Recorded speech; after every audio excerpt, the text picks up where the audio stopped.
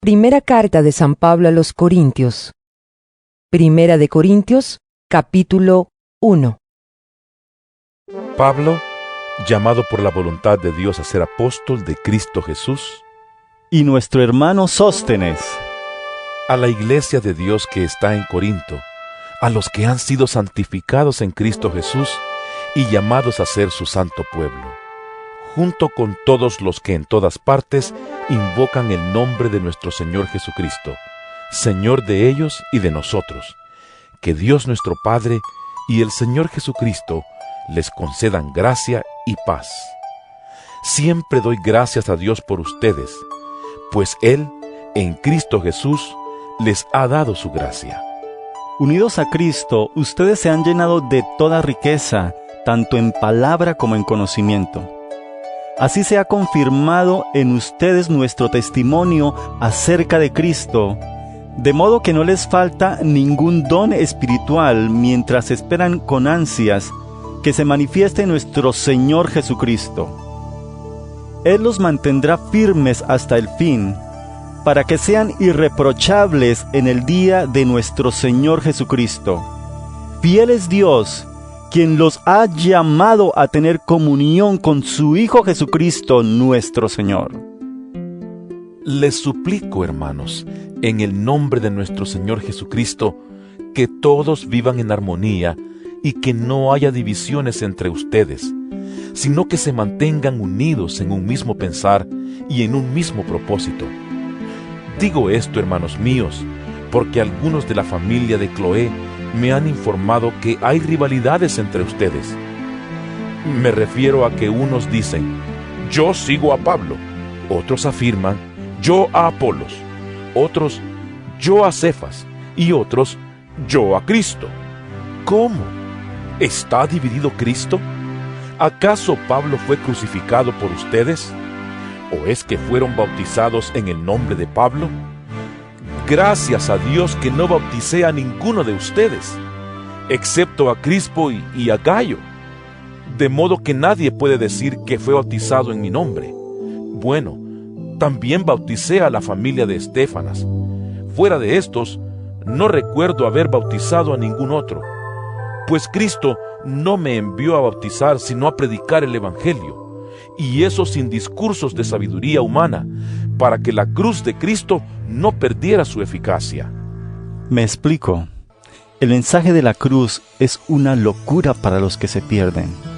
En cambio, para los que se salvan, es decir, para nosotros, este mensaje es el poder de Dios, pues está escrito: destruiré la sabiduría de los sabios, frustraré la inteligencia de los inteligentes.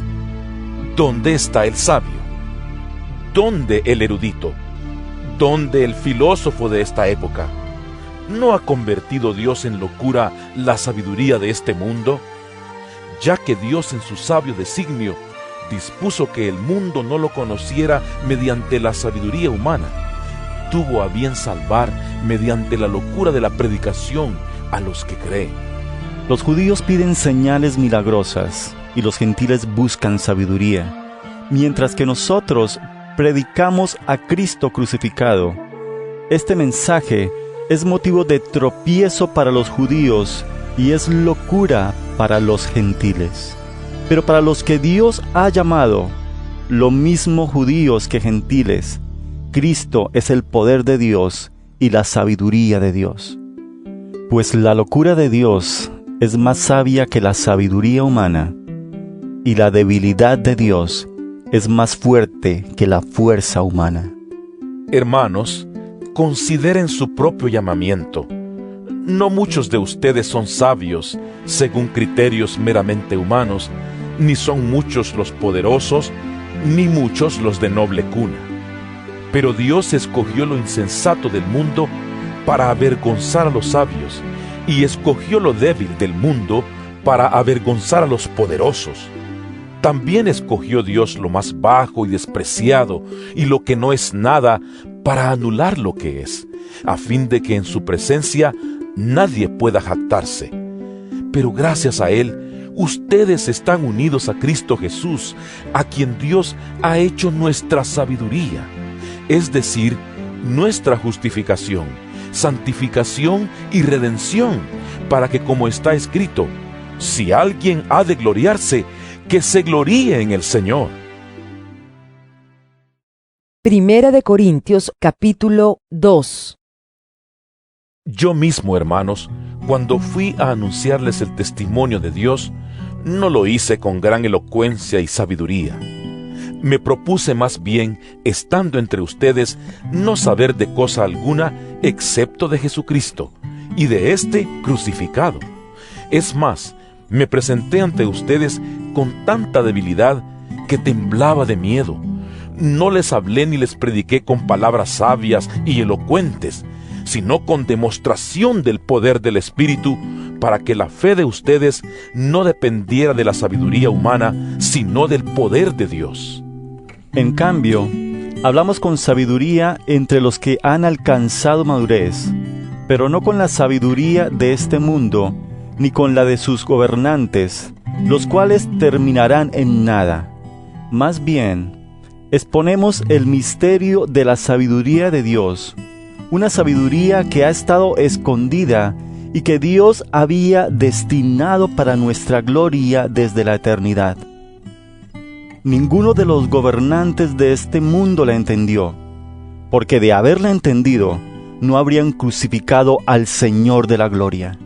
Sin embargo, como está escrito, ningún ojo ha visto, ningún oído ha escuchado, ninguna mente humana ha concebido lo que Dios ha preparado para quienes lo aman.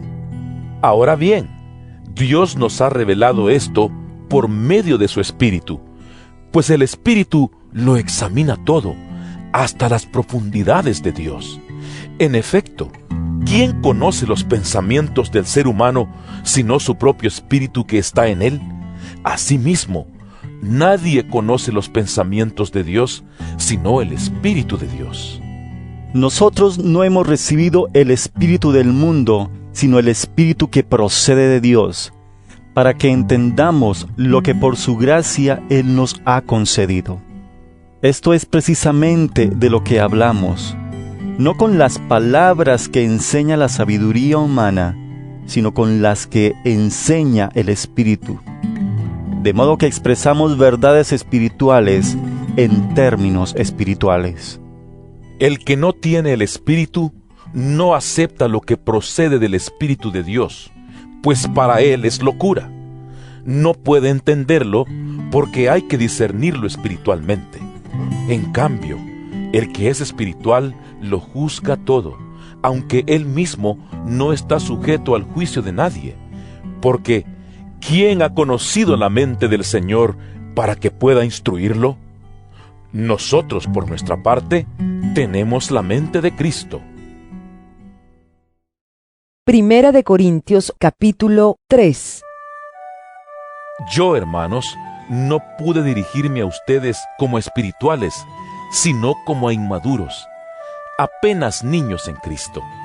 Les di leche porque no podían asimilar alimento sólido, ni pueden todavía, pues aún son inmaduros. Mientras haya entre ustedes celos y contiendas, ¿no serán inmaduros? ¿Acaso no se están comportando según criterios meramente humanos? Cuando uno afirma, yo sigo a Pablo, y otro, yo sigo a Apolos, ¿no es porque están actuando con criterios humanos? Después de todo, ¿qué es Apolos? ¿Y qué es Pablo? Nada más que servidores por medio de los cuales ustedes llegaron a creer, según lo que el Señor le asignó a cada uno. Yo sembré, Apolos regó, pero Dios ha dado el crecimiento. Así que no cuenta ni el que siembra ni el que riega, sino solo Dios, quien es el que hace crecer. El que siembra y el que riega están al mismo nivel, aunque cada uno será recompensado según su propio trabajo. En efecto, nosotros somos colaboradores al servicio de Dios, y ustedes son el campo de cultivo de Dios, son el edificio de Dios. Según la gracia que Dios me ha dado, yo, como maestro constructor, eché los cimientos, y otro construye sobre ellos. Pero cada uno tenga cuidado de cómo construye, porque nadie puede poner un fundamento diferente del que ya está puesto, que es Jesucristo. Si alguien construye sobre este fundamento, ya sea con oro, plata y piedras preciosas, o con madera, heno y paja, su obra se mostrará tal cual es, pues el día del juicio la dejará al descubierto. El fuego la dará a conocer y pondrá a prueba la calidad del trabajo de cada uno. Si lo que alguien ha construido permanece, recibirá su recompensa. Pero si su obra es consumida por las llamas, él sufrirá pérdida. Será salvo, pero como quien pasa por el fuego. ¿No saben que ustedes son templo de Dios y que el Espíritu de Dios habita en ustedes? Si alguno destruye el templo de Dios, él mismo será destruido por Dios, porque el templo de Dios es sagrado y ustedes son ese templo. Que nadie se engañe. Si alguno de ustedes se cree sabio según las normas de esta época, hágase ignorante para así llegar a ser sabio. Porque a los ojos de Dios, la sabiduría de este mundo es locura, como está escrito. Él atrapa a los sabios en su propia astucia. Y también dice, el Señor conoce los pensamientos de los sabios y sabe que son absurdos. Por lo tanto, que nadie base su orgullo en el hombre. Al fin y al cabo, todo es de ustedes, ya sea Pablo o Apolos o Cefas o el universo o la vida o la muerte o lo presente o lo porvenir. Todo es de ustedes y ustedes son de Cristo y Cristo es de Dios. Primera de Corintios, capítulo 4. Que todos nos consideren servidores de Cristo, encargados de administrar los misterios de Dios. Ahora bien, a los que reciben un encargo se les exige que demuestren ser dignos de confianza. Por mi parte, muy poco me preocupa que me juzguen ustedes o cualquier tribunal humano. Es más, ni siquiera me juzgo a mí mismo, porque aunque la conciencia no me remuerde, no por eso quedo absuelto. El que me juzga es el Señor. Por lo tanto, no juzguen nada antes de tiempo. Esperen hasta que venga el Señor. Él sacará a la luz lo que está oculto en la oscuridad y pondrá al descubierto las intenciones de cada corazón. Entonces, cada uno recibirá de Dios la alabanza que le corresponda. Hermanos, todo esto lo he aplicado a Apolos y a mí mismo para beneficio de ustedes, con el fin de que aprendan de nosotros aquello de no ir más allá de lo que está escrito. Así ninguno de ustedes podrá engreírse de haber favorecido al uno en perjuicio del otro. ¿Quién te distingue de los demás? ¿Qué tienes que no hayas recibido? Y si lo recibiste, ¿por qué presumes como si no te lo hubieran dado? Ya tienen todo lo que desean, ya se han enriquecido, han llegado a ser reyes y eso sin nosotros. Ojalá fueran de veras reyes para que también nosotros reináramos con ustedes. Por lo que veo, a nosotros los apóstoles, Dios nos ha hecho desfilar en el último lugar, como a los sentenciados a muerte. Hemos llegado a ser un espectáculo para todo el universo, tanto para los ángeles como para los hombres. Por causa de Cristo, nosotros somos los ignorantes. Ustedes, en Cristo, son los inteligentes. Los débiles somos nosotros. Los fuertes son ustedes. A ustedes se les estima, a nosotros se nos desprecia.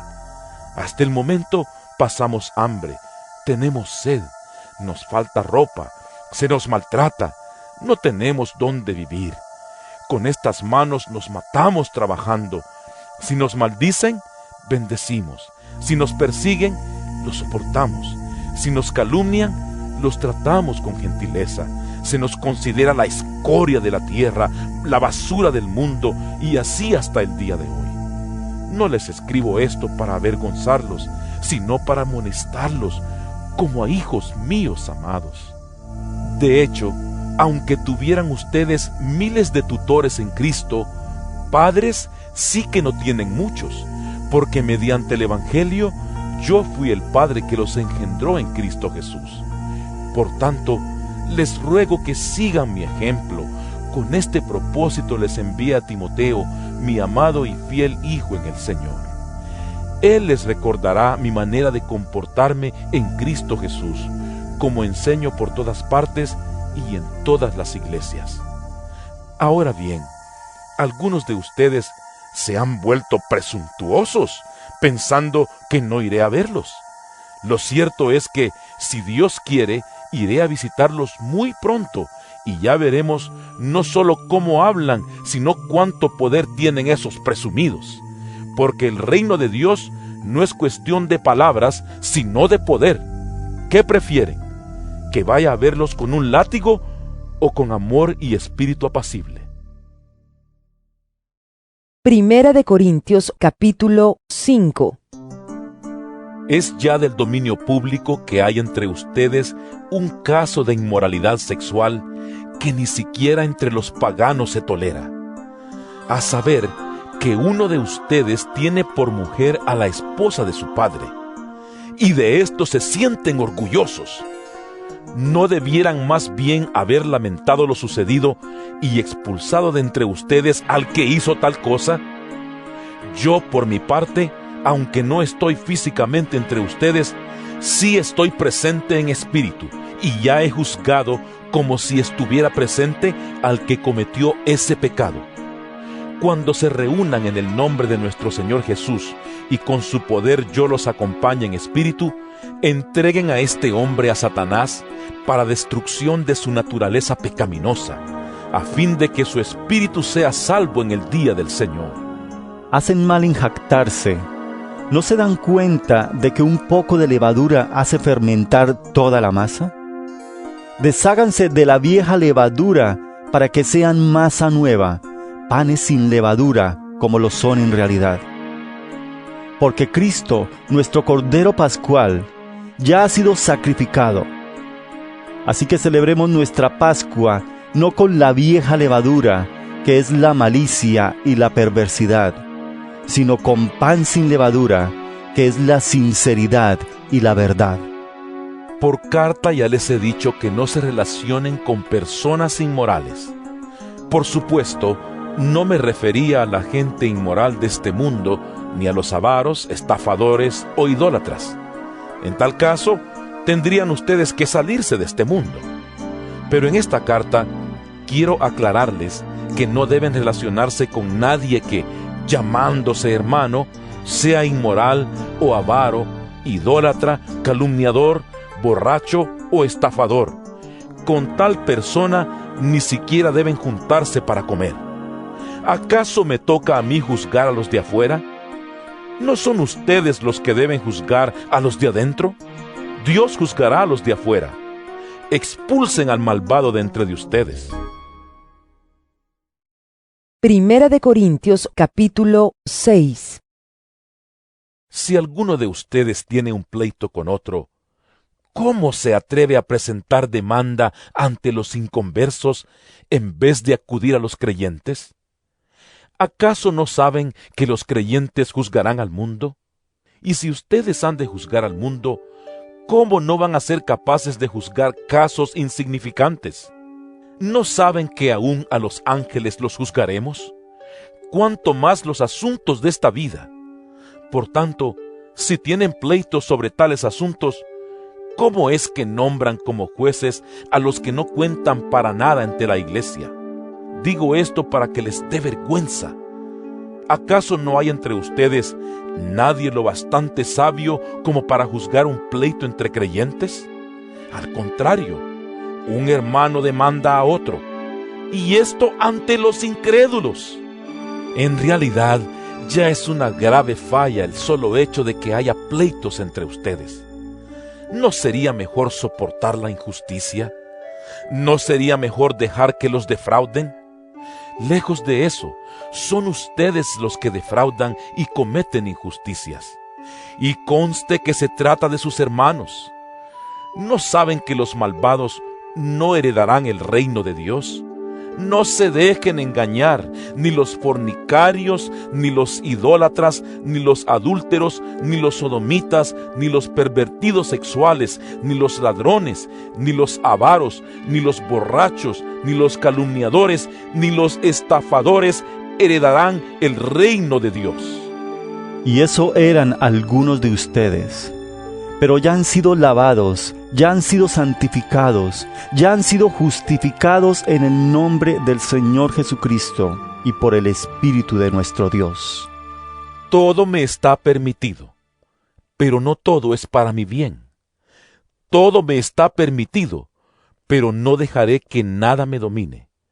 Los alimentos son para el estómago y el estómago para los alimentos. Así es, y Dios los destruirá a ambos. Pero el cuerpo no es para la inmoralidad sexual, sino para el Señor, y el Señor para el cuerpo. Con su poder, Dios resucitó al Señor y nos resucitará también a nosotros. ¿No saben que sus cuerpos son miembros de Cristo mismo? ¿Tomaré acaso los miembros de Cristo para unirlos con una prostituta? ¡Jamás! ¿No saben que el que se une a una prostituta se hace un solo cuerpo con ella? Pues la Escritura dice, los dos llegarán a ser un solo cuerpo, pero el que se une al Señor se hace uno con Él en espíritu. Huyan de la inmoralidad sexual. Todos los demás pecados que una persona comete quedan fuera de su cuerpo, pero el que comete inmoralidades sexuales peca contra su propio cuerpo. ¿Acaso no saben que su cuerpo es templo del Espíritu Santo, quien está en ustedes y al que han recibido de parte de Dios? Ustedes no son sus propios dueños, fueron comprados por un precio. Por tanto, honren con su cuerpo a Dios.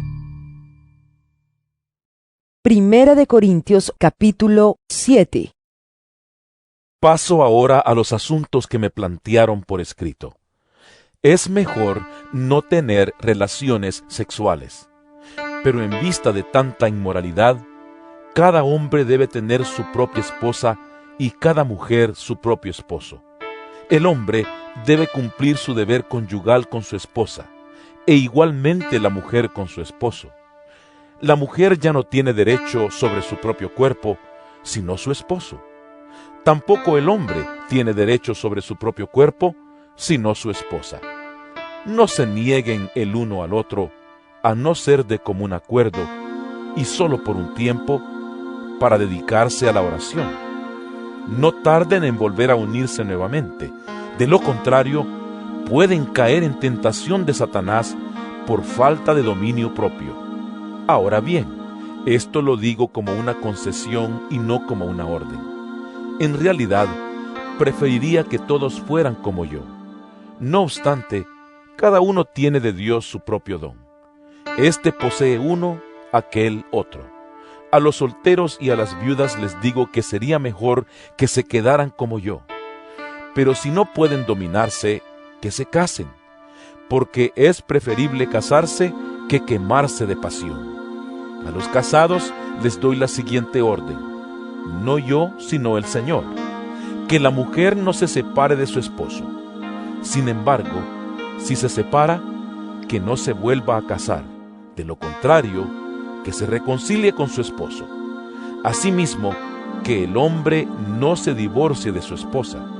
A los demás les digo yo, no es mandamiento del Señor. Si algún hermano tiene una esposa que no es creyente, y ella consiente en vivir con él, que no se divorcie de ella. Y si una mujer tiene un esposo que no es creyente, y él consiente en vivir con ella, que no se divorcie de él. Porque el esposo no creyente ha sido santificado por la unión con su esposa, y la esposa no creyente ha sido santificada por la unión con su esposo creyente. Si así no fuera, sus hijos serían impuros, mientras que de hecho son santos. Sin embargo, si el cónyuge no creyente decide separarse, no se lo impidan. En tales circunstancias, el cónyuge creyente queda sin obligación. Dios nos ha llamado a vivir en paz. ¿Cómo sabes tú, mujer, si acaso salvarás a tu esposo?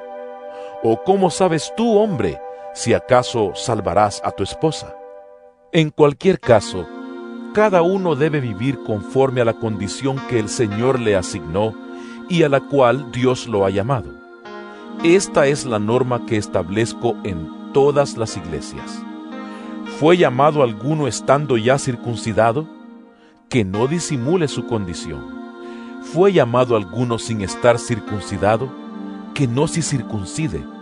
Para nada cuenta estar o no estar circuncidado. Lo que importa es cumplir los mandatos de Dios. Que cada uno permanezca en la condición que estaba cuando Dios lo llamó. ¿Eras esclavo cuando fuiste llamado? No te preocupes, aunque si tienes la oportunidad de conseguir tu libertad, aprovéchala, porque el que era esclavo cuando el Señor lo llamó, es un liberto del Señor.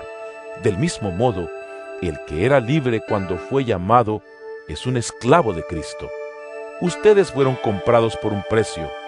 No se vuelvan esclavos de nadie. Hermanos, que no permanezca ante Dios en la condición en que estaba cuando Dios lo llamó. En cuanto a las personas solteras, no tengo ningún mandato del Señor, pero doy mi opinión como quien, por la misericordia del Señor, es digno de confianza. Pienso que, a causa de la crisis actual, es bueno que cada persona se quede como está. ¿Estás casado? No procures divorciarte. ¿Estás soltero? No busques esposa. Pero si te casas, no pecas.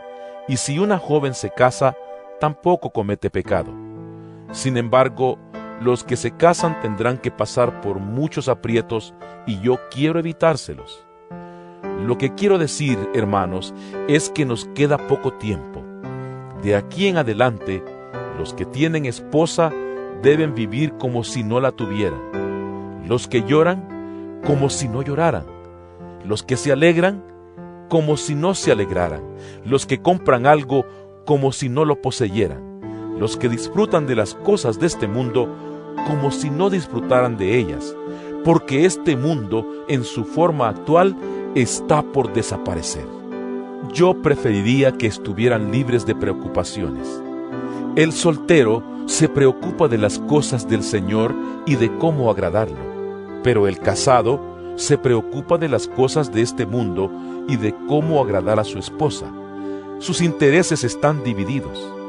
La mujer no casada, lo mismo que la joven soltera, se preocupa de las cosas del Señor, se afana por consagrarse al Señor tanto en cuerpo como en espíritu. Pero la casada se preocupa de las cosas de este mundo y de cómo agradar a su esposo. Les digo esto por su propio bien, no para ponerles restricciones, sino para que vivan con decoro y plenamente dedicados al Señor. Si alguno piensa que no está tratando a su prometida como es debido, y ella ha llegado ya a su madurez, por lo cual él se siente obligado a casarse, que lo haga. Con eso no peca, que se casen. Pero el que se mantiene firme en su propósito y no está dominado por sus impulsos, sino que domina su propia voluntad y ha resuelto no casarse con su prometida, también hace bien. De modo que el que se casa con su prometida hace bien, pero el que no se casa hace mejor. La mujer está ligada a su esposo mientras él vive, pero si el esposo muere, ella queda libre para casarse con quien quiera, con tal de que sea en el Señor. En mi opinión, ella será más feliz si no se casa, y creo que yo también tengo el Espíritu de Dios. Primera de Corintios capítulo 8. En cuanto a lo sacrificado a los ídolos, es cierto que todos tenemos conocimiento. El conocimiento envanece, mientras que el amor edifica. El que cree que sabe algo, todavía no sabe como debiera saber. Pero el que ama a Dios es conocido por Él. De modo que, en cuanto a comer lo sacrificado a los ídolos, sabemos que un ídolo no es absolutamente nada, y que hay un solo Dios. Pues aunque haya los así llamados dioses, ya sea en el cielo o en la tierra, y por cierto que hay muchos dioses y muchos señores, para nosotros no hay más que un solo Dios, el Padre, de quien todo procede y para el cual vivimos, y no hay más que un solo Señor, es decir, Jesucristo, por quien todo existe y por medio del cual vivimos. Pero no todos tienen conocimiento de esto. Algunos siguen tan acostumbrados a los ídolos que comen carne a sabiendas de que ha sido sacrificada a un ídolo, y su conciencia se contamina por ser débil. Pero lo que comemos no nos acerca a Dios. No somos mejores por comer, ni peores por no comer. Sin embargo, tengan cuidado de que su libertad no se convierta en motivo de tropiezo para los débiles. Porque si alguien de conciencia débil te ve a ti, que tienes este conocimiento, comer en el templo de un ídolo, ¿no se sentirá animado a comer lo que ha sido sacrificado a los ídolos? Entonces ese hermano débil, por quien Cristo murió, se perderá a causa de tu conocimiento. Al pecar así contra los hermanos, hiriendo su débil conciencia, pecan ustedes contra Cristo. Por lo tanto, si mi comida ocasiona la caída de mi hermano, no comeré carne jamás para no hacerlo caer en pecado. Primera de Corintios capítulo 9. ¿No soy libre? ¿No soy apóstol? ¿No he visto a Jesús nuestro Señor? ¿No son ustedes el fruto de mi trabajo en el Señor? Aunque otros no me reconozcan como apóstol, para ustedes sí lo soy, porque ustedes mismos son el sello de mi apostolado en el Señor. Esta es mi defensa contra los que me critican. ¿Acaso no tenemos derecho a comer y a beber? ¿No tenemos derecho a viajar acompañados por una esposa creyente, como hacen los demás apóstoles y Cefas y los hermanos del Señor? ¿O es que solo Bernabé y yo estamos obligados a ganarnos la vida con otros trabajos? ¿Qué soldado presta servicio militar pagándose sus propios gastos? ¿Qué agricultor planta un viñedo y no come de sus uvas? ¿Qué pastor cuida un rebaño y no toma de la leche que ordeña? No piensen que digo esto solamente desde un punto de vista humano. ¿No lo dice también la ley? Porque en la ley de Moisés está escrito: no le pongas bozal al buey mientras esté trillando. ¿Acaso se preocupa Dios por los bueyes, o lo dice más bien por nosotros? Por supuesto que lo dice por nosotros, porque cuando el labrador ara y el segador trilla, deben hacerlo con la esperanza de participar de la cosecha. Si hemos sembrado semilla espiritual entre ustedes, ¿será mucho pedir que cosechemos de ustedes lo material? Si otros tienen derecho a este sustento de parte de ustedes, ¿no lo tendremos aún más nosotros? Sin embargo, no ejercimos este derecho, sino que lo soportamos todo con tal de no crear obstáculo al Evangelio de Cristo. ¿No saben que los que sirven en el templo reciben su alimento del templo, y que los que atienden al altar participan de lo que se ofrece en el altar? Así también el Señor ha ordenado que quienes predican el Evangelio vivan de este ministerio. Pero no me he aprovechado de ninguno de estos derechos, ni escribo de esta manera porque quiera reclamarlos. Prefiero morir a que alguien me prive de este motivo de orgullo. Sin embargo, cuando predico el Evangelio, no tengo de qué enorgullecerme, ya que estoy bajo la obligación de hacerlo. ¡Ay de mí si no predico el Evangelio! En efecto, si lo hiciera por mi propia voluntad, tendría recompensa, pero si lo hago por obligación, no hago más que cumplir la tarea que se me ha encomendado.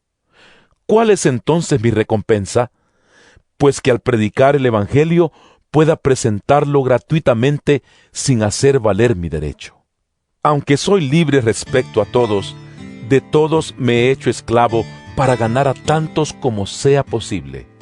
Entre los judíos me volví judío, a fin de ganarlos a ellos.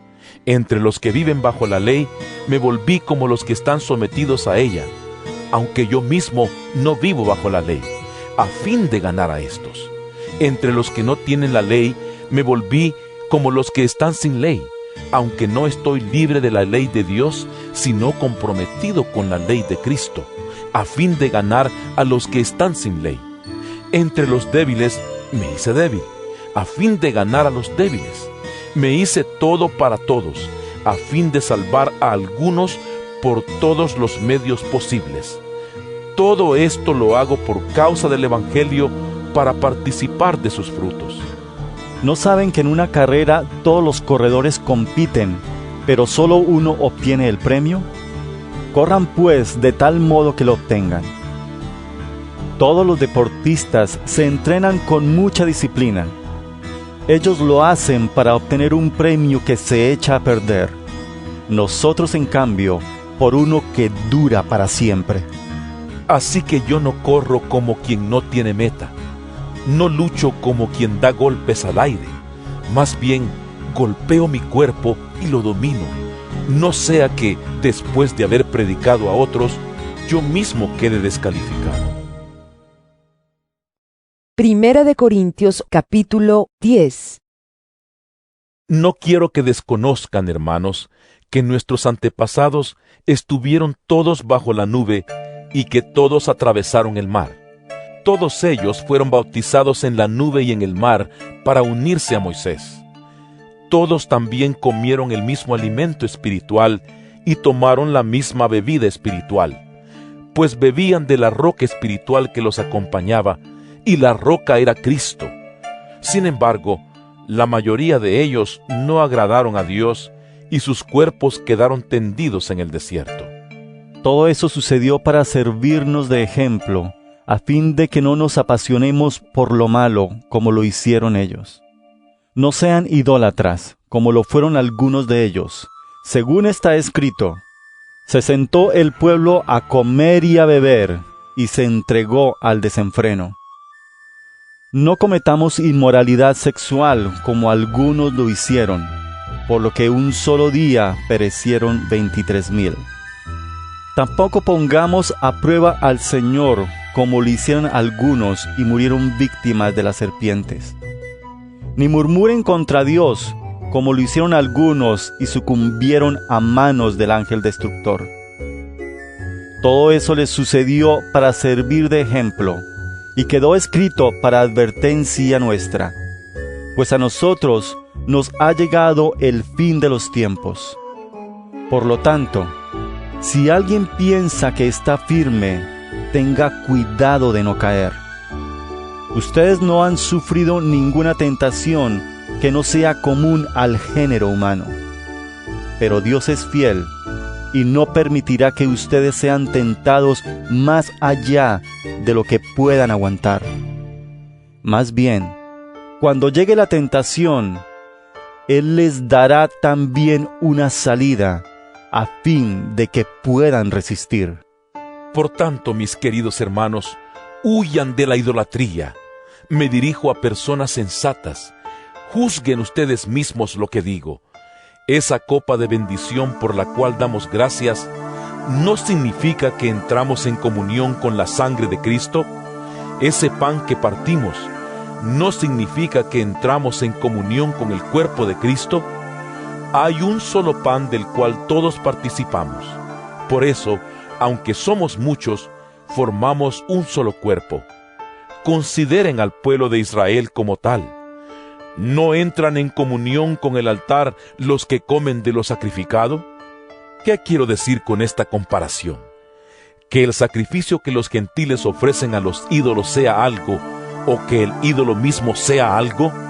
No, sino que cuando ellos ofrecen sacrificios, lo hacen para los demonios, no para Dios. Y no quiero que ustedes entren en comunión con los demonios. No pueden beber de la copa del Señor y también de la copa de los demonios. No pueden participar de la mesa del Señor y también de la mesa de los demonios. ¿O vamos a provocar a celos al Señor? ¿Somos acaso más fuertes que Él? Todo está permitido, pero no todo es provechoso. Todo está permitido, pero no todo es constructivo. Que nadie busque sus propios intereses, sino los del prójimo. Coman de todo lo que se vende en la carnicería, sin preguntar nada por motivo de conciencia. Porque del Señor es la tierra y todo cuanto hay en ella. Si algún incrédulo los invita a comer y ustedes aceptan la invitación, coman de todo lo que les sirvan sin preguntar nada por motivos de conciencia. Ahora bien, si alguien les dice, esto ha sido ofrecido en sacrificio a los ídolos, entonces no lo coman por consideración al que se lo mencionó y por motivos de conciencia. Me refiero a la conciencia del otro, no a la de ustedes. ¿Por qué se ha de juzgar mi libertad de acuerdo con la conciencia ajena? Si con gratitud participo de la comida, ¿me van a condenar por comer algo por lo cual doy gracias a Dios? En conclusión, ya sea que coman o beban o hagan cualquier otra cosa, háganlo todo para la gloria de Dios. No hagan tropezar a nadie, ni a judíos, ni a gentiles, ni a la iglesia de Dios. Hagan como yo, que procuro agradar a todos en todo. No busco mis propios intereses, sino los de los demás, para que sean salvos. Primera de Corintios, capítulo 11. Imítenme a mí como yo imito a Cristo. Los elogio porque se acuerdan de mí en todo y retienen las enseñanzas tal como se las transmití. Ahora bien, quiero que entiendan que Cristo es cabeza de todo hombre, mientras que el hombre es cabeza de la mujer y Dios es cabeza de Cristo. Todo hombre que ora o profetiza con la cabeza cubierta deshonra al que es su cabeza.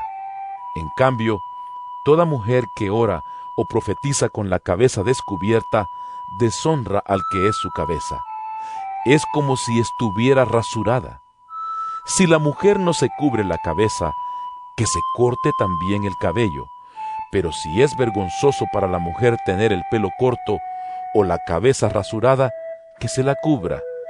El hombre no debe cubrirse la cabeza, ya que él es imagen y gloria de Dios, mientras que la mujer es gloria del hombre.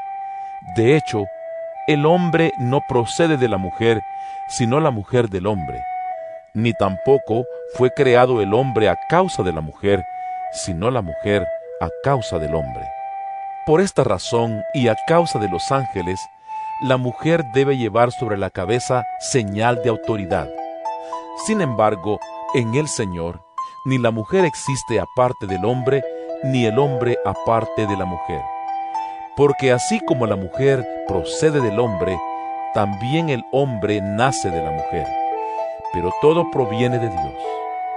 Juzguen ustedes mismos. ¿Es apropiado que la mujer ore a Dios sin cubrirse la cabeza? ¿No les enseña el mismo orden natural de las cosas que es una vergüenza para el hombre dejarse crecer el cabello, mientras que es una gloria para la mujer llevar cabello largo? Es que a ella se le ha dado su cabellera como velo. Si alguien insiste en discutir este asunto, tenga en cuenta que nosotros no tenemos otra costumbre, ni tampoco las iglesias de Dios. Al darles las siguientes instrucciones, no puedo elogiarlos, ya que sus reuniones traen más perjuicio que beneficio.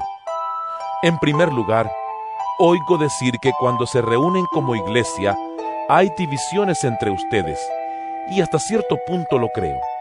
Sin duda, tiene que haber grupos sectarios entre ustedes para que se demuestre quiénes cuentan con la aprobación de Dios. De hecho, cuando se reúnen, ya no es para comer la cena del Señor, porque cada uno se adelanta a comer su propia cena, de manera que unos se quedan con hambre mientras otros se emborrachan. ¿Acaso no tienen casas donde comer y beber? ¿O es que menosprecian a la iglesia de Dios y quieren avergonzar a los que no tienen nada? ¿Qué les diré? ¿Voy a elogiarlos por esto? ¡Claro que no! Yo recibí del Señor lo mismo que les transmití a ustedes, que el Señor Jesús, la noche en que fue traicionado, tomó pan, y después de dar gracias, lo partió y dijo: Este pan es mi cuerpo, que por ustedes entrego. Hagan esto en memoria de mí. De la misma manera, después de cenar, tomó la copa y dijo: Esta copa es el nuevo pacto en mi sangre. Hagan esto cada vez que beban de ella en memoria de mí. Porque cada vez que comen este pan y beben de esta copa, proclaman la muerte del Señor hasta que Él venga. Por lo tanto, cualquiera que coma el pan o beba de la copa del Señor de manera indigna, será culpable de pecar contra el cuerpo y la sangre del Señor. Así que cada uno debe examinarse a sí mismo antes de comer el pan y beber de la copa. Porque el que come y bebe sin discernir el cuerpo, come y bebe su propia condena. Por eso hay entre ustedes muchos débiles y enfermos, e incluso varios han muerto. Si nos examináramos a nosotros mismos, no se nos juzgaría. Pero si nos juzga el Señor, nos disciplina para que no seamos condenados con el mundo. Así que, hermanos míos, cuando se reúnan para comer, espérense unos a otros. Si alguno tiene hambre, que come en su casa, para que las reuniones de ustedes no resulten dignas de condenación. Los demás asuntos los arreglaré cuando los visite. Primera de Corintios capítulo 12. En cuanto a los dones espirituales, hermanos, quiero que entiendan bien este asunto. Ustedes saben que cuando eran paganos, se dejaban arrastrar hacia los ídolos mudos. Por eso les advierto que nadie que esté hablando por el Espíritu de Dios puede maldecir a Jesús, ni nadie puede decir: Jesús es el Señor, sino por el Espíritu Santo. Ahora bien, hay diversos dones, pero un mismo Espíritu. Hay diversas maneras de servir, pero un mismo Señor. Hay diversas funciones, pero es un mismo Dios el que hace todas las cosas en todos. A cada uno se le da una manifestación especial del Espíritu para el bien de los demás. A unos, Dios les da por el Espíritu palabra de sabiduría. A otros, por el mismo Espíritu, palabra de conocimiento. A otros, fe por medio del mismo Espíritu. A otros, y por ese mismo Espíritu, dones para sanar enfermos. A otros, poderes milagrosos. A otros, profecía. A otros, el discernir espíritus. A otros, el hablar en diversas lenguas. Y a otros, el interpretar lenguas. Todo esto lo hace un mismo y único Espíritu, quien reparte a cada uno según Él lo determina. De hecho, aunque el cuerpo es uno solo, tiene muchos miembros, y todos los miembros, no obstante ser muchos, forman un solo cuerpo. Así sucede con Cristo. Todos fuimos bautizados por un solo Espíritu para constituir un solo cuerpo, ya seamos judíos o gentiles, esclavos o libres, y a todos se nos dio a beber de un mismo Espíritu. Ahora bien, el cuerpo no consta de un solo miembro, sino de muchos. Si el pie dijera: como no soy mano, no soy del cuerpo, no por eso dejaría ser parte del cuerpo. Y si la oreja dijera: como no soy ojo, no soy del cuerpo, no por eso dejaría de ser parte del cuerpo. Si todo el cuerpo fuera ojo, ¿qué sería del oído? Si todo el cuerpo fuera oído, ¿qué sería del olfato? En realidad, Dios colocó cada miembro del cuerpo como mejor le pareció. Si todos ellos fueran un solo miembro, ¿qué sería del cuerpo? Lo cierto es que hay muchos miembros, pero el cuerpo es uno solo. El ojo no puede decirle a la mano: no te necesito, ni puede la cabeza decirles a los pies: no los necesito. Al contrario, los miembros del cuerpo que parecen más débiles son indispensables, y a los que nos parecen menos honrosos los tratamos con honra especial. y se les trata con especial modestia a los miembros que nos parecen menos presentables, mientras que los más presentables no requieren trato especial. Así Dios ha dispuesto los miembros de nuestro cuerpo, dando mayor honra a los que menos tenían, a fin de que no haya división en el cuerpo, sino que sus miembros se preocupen por igual unos por otros. Si uno de los miembros sufre, los demás comparten su sufrimiento, y si uno de ellos recibe honor, los demás se alegran con él. Ahora bien, ustedes son el cuerpo de Cristo, y cada uno es miembro de ese cuerpo. En la iglesia Dios ha puesto en primer lugar apóstoles, en segundo lugar profetas, en tercer lugar maestros, luego los que hacen milagros, después los que tienen dones para sanar enfermos, los que ayudan a otros, los que administran y los que hablan en diversas lenguas. ¿Son todos apóstoles? ¿Son todos profetas? ¿Son todos maestros? ¿Hacen todos milagros? ¿Tienen todos dones para sanar enfermos? ¿Hablan todos en lenguas? ¿Acaso interpretan todos? Ustedes, por su parte, ambicionen los mejores dones. Ahora les voy a mostrar un camino más excelente. Primera de Corintios capítulo 13. Si hablo en lenguas humanas y angelicales, pero no tengo amor, no soy más que un metal que resuena o un platillo que hace ruido. Si tengo el don de profecía y entiendo todos los misterios y poseo todo conocimiento, y si tengo una fe que logra trasladar montañas, pero me falta el amor, no soy nada. Si reparto entre los pobres todo lo que poseo, y si entrego mi cuerpo para que lo consuman las llamas, pero no tengo amor, nada gano con eso.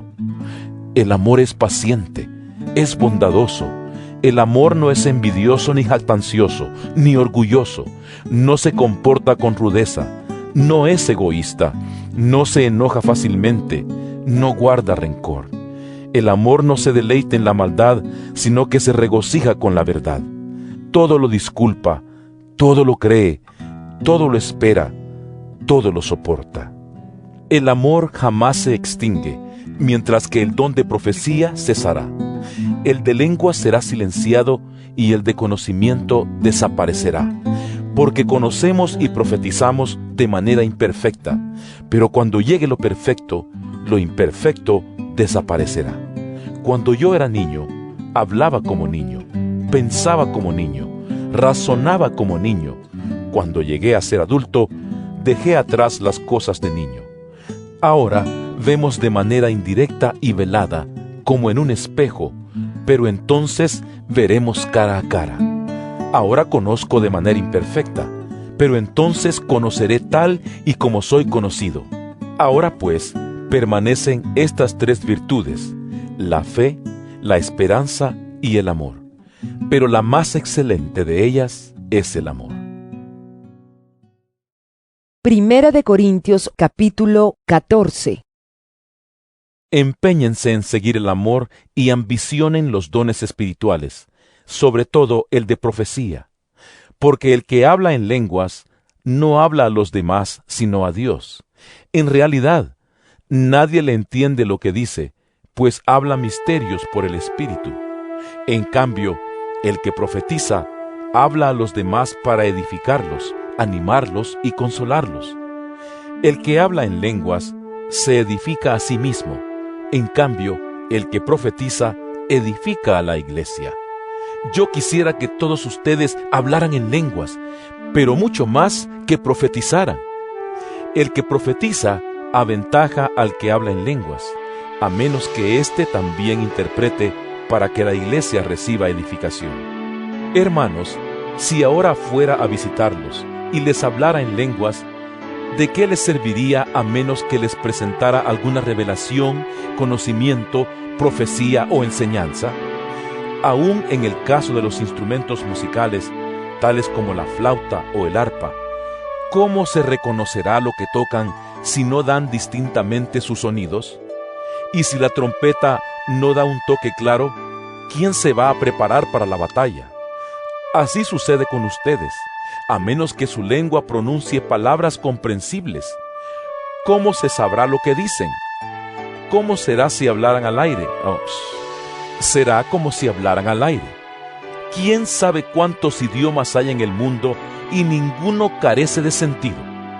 Pero si no capto el sentido de lo que alguien dice, seré como un extranjero para el que me habla, y él lo será para mí.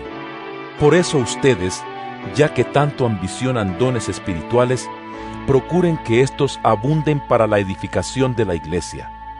Por esta razón, el que habla en lenguas, pida en oración el don de interpretar lo que diga. Porque si yo oro en lenguas, mi espíritu ora, pero mi entendimiento no se beneficia en nada. ¿Qué debo hacer entonces? Pues orar con el espíritu, pero también con el entendimiento, cantar con el espíritu, pero también con el entendimiento. De otra manera, si alabas a Dios con el espíritu, ¿cómo puede quien no es instruido decir amén a tu acción de gracias, puesto que no entiende lo que dices? En ese caso, tu acción de gracias es admirable, pero no edifica al otro. Doy gracias a Dios porque hablo en lenguas más que todos ustedes. Sin embargo, en la iglesia prefiero emplear 5 palabras comprensibles y que me sirvan para instruir a los demás que 10,000 palabras en lenguas. Hermanos, no sean niños en su modo de pensar. Sean niños en cuanto a la malicia, pero adultos en su modo de pensar. En la ley está escrito: por medio de gente de lengua extraña y por boca de extranjeros hablaré a este pueblo, pero ni aun así me escucharán, dice el Señor. De modo que el hablar en lenguas es una señal, no para los creyentes, sino para los incrédulos. En cambio, la profecía no es señal para los incrédulos, sino para los creyentes. Así que, si toda la iglesia se reúne y todos hablan en lenguas, y entran algunos que no entienden o no creen, ¿no dirán que ustedes están locos? Pero si uno que no cree o uno que no entiende entra cuando todos están profetizando, se sentirá reprendido y juzgado por todos, y los secretos de su corazón quedarán al descubierto. Así que se postrará ante Dios y lo adorará exclamando: realmente Dios está entre ustedes. ¿Qué concluimos, hermanos? Que cuando se reúnan, cada uno puede tener un himno, una enseñanza, una revelación, un mensaje en lenguas o una interpretación. Todo esto debe hacerse para la edificación de la iglesia. Si se habla en lenguas, que hablen 2, o cuando mucho 3, cada uno por turno, y que alguien interprete. Si no hay intérprete, que guarden silencio en la iglesia, y cada uno hable para sí mismo y para Dios. En cuanto a los profetas, que hablen 2 o 3, y que los demás examinen con cuidado lo dicho. Si alguien que está sentado recibe una revelación, el que esté hablando ceda la palabra. Así todos pueden profetizar por turno, para que todos reciban instrucción y aliento. El don de profecía está bajo el control de los profetas. Porque Dios no es un Dios de desorden, sino de paz. Como es costumbre en las congregaciones de los creyentes, guarden las mujeres silencio en la iglesia, pues no les está permitido hablar. Que estén sumisas como lo establece la ley. Si quieren saber algo, que se lo pregunten en casa a sus esposos, porque no está bien visto que una mujer hable en la iglesia. ¿Acaso la palabra de Dios procedió de ustedes? ¿O son ustedes los únicos que la han recibido? Si alguno se cree profeta o espiritual, reconozca que esto que les escribo es mandato del Señor. Si no lo reconoce, tampoco él será reconocido. Así que, hermanos míos, ambicionen el don de profetizar y no prohíban que se hable en lenguas, pero todo debe hacerse de una manera apropiada y con orden. Primera de Corintios capítulo 15. Ahora, hermanos, quiero recordarles el Evangelio que les prediqué, el mismo que recibieron, en el cual se mantienen firmes. Mediante este Evangelio son salvos, si se aferran a la palabra que les prediqué. De otro modo, habrán creído en vano. Porque ante todo, les transmití a ustedes lo que yo mismo recibí, que Cristo murió por nuestros pecados según las Escrituras, que fue sepultado, que resucitó al tercer día según las Escrituras, y que se apareció a Cefas y luego a los 12. Después se apareció a más de 500 hermanos a la vez, la mayoría de los cuales vive todavía, aunque algunos han muerto. Luego se apareció a Jacobo, más tarde a todos los apóstoles, y por último, como a uno nacido fuera de tiempo, se me apareció también a mí. Admito que yo soy el más insignificante de los apóstoles y que ni siquiera merezco ser llamado apóstol, porque perseguí a la iglesia de Dios. Pero por la gracia de Dios soy lo que soy, y la gracia que Él me concedió no fue infructuosa.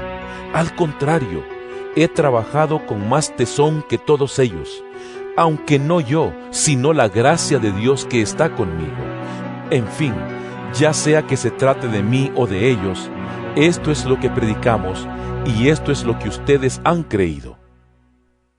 Ahora bien, si se predica que Cristo ha sido levantado de entre los muertos, ¿cómo dicen algunos de ustedes que no hay resurrección? Si no hay resurrección, entonces ni siquiera Cristo ha resucitado. Y si Cristo no ha resucitado, nuestra predicación no sirve para nada, como tampoco la fe de ustedes.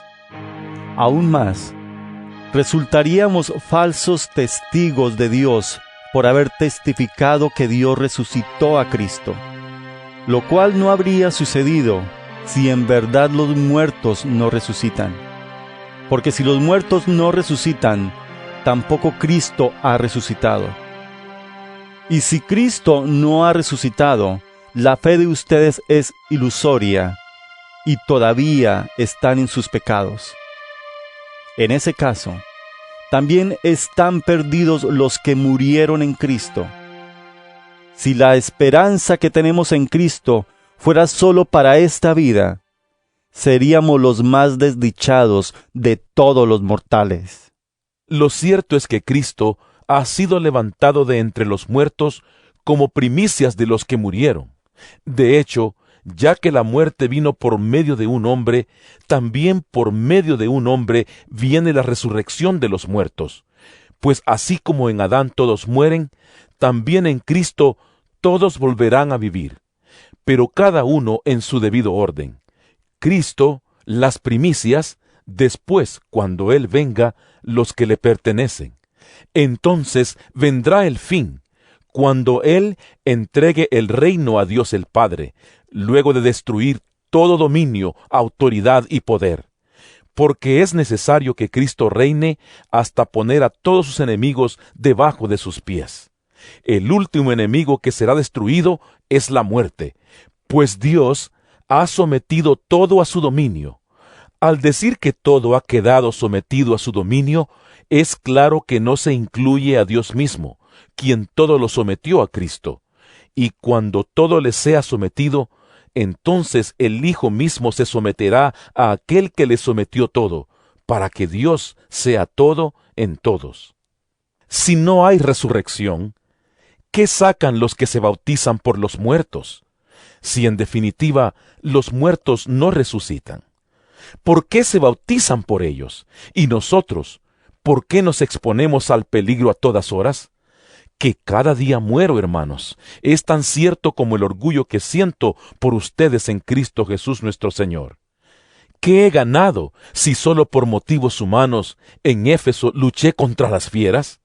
Si los muertos no resucitan, comamos y bebamos, que mañana moriremos. No se dejen engañar. Las malas compañías corrompen las buenas costumbres. Vuelvan a su sano juicio como conviene y dejen de pecar. En efecto, hay algunos de ustedes que no tienen conocimiento de Dios. Para vergüenza de ustedes lo digo. Tal vez alguien pregunte, ¿cómo resucitarán los muertos? ¿Con qué clase de cuerpo vendrán? ¡Qué tontería! Lo que tú siembras no cobra vida a menos que muera. No plantas el cuerpo que luego ha de nacer, sino que siembras una simple semilla de trigo o de otro grano. Pero Dios le da el cuerpo que quiso darle, y a cada clase de semilla le da un cuerpo propio. No todos los cuerpos son iguales. Hay cuerpos humanos, también los hay de animales terrestres, de aves y de peces. Asimismo, hay cuerpos celestes y cuerpos terrestres.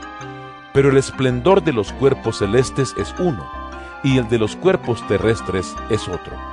Uno es el esplendor del sol, otro el de la luna, y otro el de las estrellas. Cada estrella tiene su propio brillo. Así sucederá también con la resurrección de los muertos. Lo que se siembra en corrupción, resucita en incorrupción.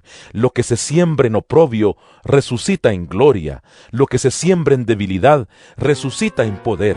Se siembra un cuerpo natural, resucita un cuerpo espiritual. Si hay un cuerpo natural, también hay un cuerpo espiritual. Así está escrito: el primer hombre, Adán, se convirtió en un ser viviente. El último Adán, en el espíritu que da vida. No vino primero lo espiritual, sino lo natural, y después lo espiritual. El primer hombre era del polvo de la tierra, el segundo hombre del cielo. Como es aquel hombre terrenal, así son también los de la tierra, y como es el celestial, así son también los del cielo. Y así como hemos llevado la imagen de aquel hombre terrenal, llevaremos también la imagen del celestial. Les declaro, hermanos, que el cuerpo mortal no puede heredar el reino de Dios, ni lo corruptible puede heredar lo incorruptible. Fíjense bien en el misterio que les voy a revelar. No todos moriremos, pero todos seremos transformados en un instante, en un abrir y cerrar de ojos, al toque final de la trompeta. Pues sonará la trompeta y los muertos resucitarán con un cuerpo incorruptible, y nosotros seremos transformados, porque lo corruptible tiene que revestirse de lo incorruptible y lo mortal de inmortalidad. Cuando lo corruptible se revista de lo incorruptible y lo mortal de inmortalidad, entonces se cumplirá lo que está escrito: la muerte ha sido devorada por la victoria. ¿Dónde está, oh muerte, tu victoria? ¿Dónde está, oh muerte, tu aguijón? El aguijón de la muerte es el pecado, y el poder del pecado es la ley. Pero gracias a Dios que nos da la victoria por medio de nuestro Señor Jesucristo. Por lo tanto, mis queridos hermanos, manténganse firmes e inconmovibles, progresando siempre en la obra del Señor, conscientes de que su trabajo en el Señor no es en vano. Primera de Corintios capítulo 16. En cuanto a la colecta para los creyentes, sigan las instrucciones que di a las iglesias de Galacia. El primer día de la semana, cada uno de ustedes aparte y guarde algún dinero conforme a sus ingresos, para que no se tengan que hacer colectas cuando yo vaya. Luego, cuando llegue, daré cartas de presentación a los que ustedes hayan aprobado y los enviaré a Jerusalén con los donativos que hayan recogido. Si conviene que yo también vaya, iremos juntos. Después de pasar por Macedonia, pues tengo que atravesar esa región, iré a verlos. Es posible que me quede con ustedes algún tiempo y tal vez pase allí el invierno para que me ayuden a seguir el viaje a donde quiera que vaya.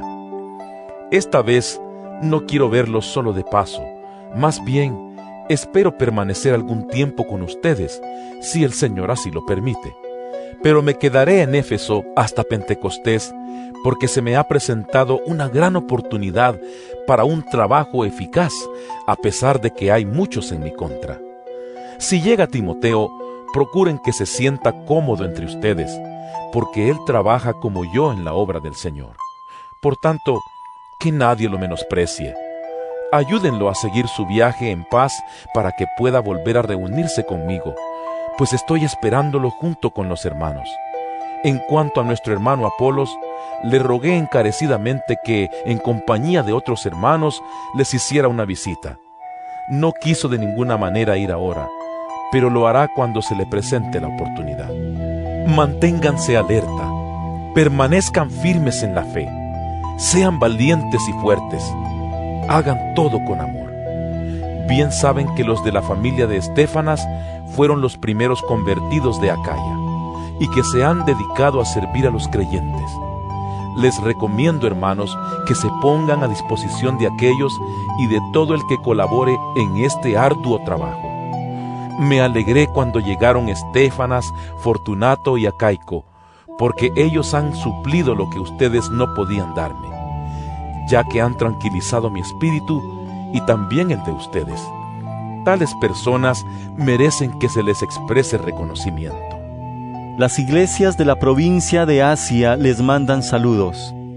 Aquila y Priscila los saludan cordialmente en el Señor, como también la iglesia que se reúne en la casa de ellos.